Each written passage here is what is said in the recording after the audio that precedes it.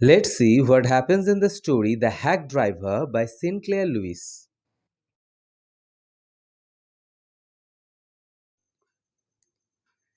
The narrator of the story was a junior assistant clerk at a big law firm. He had imagined that his work would be drafting legal documents. Sadly, all he was asked to do was serve summons, that is, deliver notices to people to appear in courts. His work mostly took him to shady parts of the city.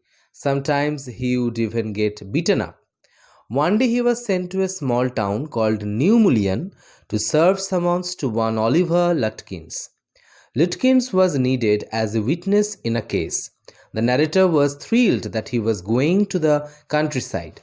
But what did he find when he arrived there? A muddy town with unpainted shops. New Mullion was not the typical charming country town at all.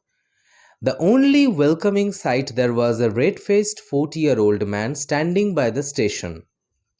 The narrator thought he looked friendly, so he approached him about Oliver Lutkins.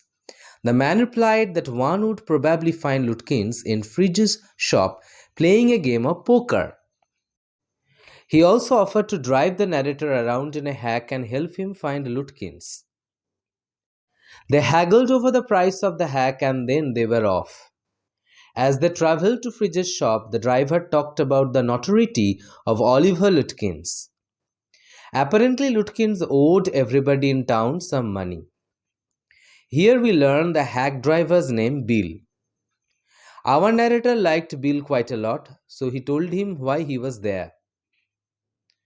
They didn't find Lutkins at Fridge's shop, so they moved on to Gustav's barber shop. From there, they walked down the main street to barber shop and the pool room, but no luck at all. They seemed to be missing Lutkins by a matter of minutes every time. The narrator was getting hungry now. He offered to buy lunch for Bill, but Bill suggested a picnic lunch. For just $50, his wife would pack them a lunch that would be better than what would the local restaurants serve. While having lunch, the narrator listened to the Bill stories about the charming inhabitants of New Mullion. The narrator, who came from a small town himself, thought about moving to the place and practicing law there.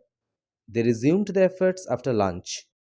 A passerby told them that perhaps they could find Lutkins at his mother's farm. The woman was apparently a terror. She had once threatened to skin Bill because he wouldn't treat her trunk as carefully as she had expected. She certainly seemed frightening when both of them confronted her on the farm. The narrator admired Bill's courage when he sternly told her to let them search for Lutkins. She retreated and let them in. But once they were inside the house, she grabbed a hot iron rod and threatened to burn them if they dared to search her house. Not surprisingly, Bill and the narrator ran for their lives.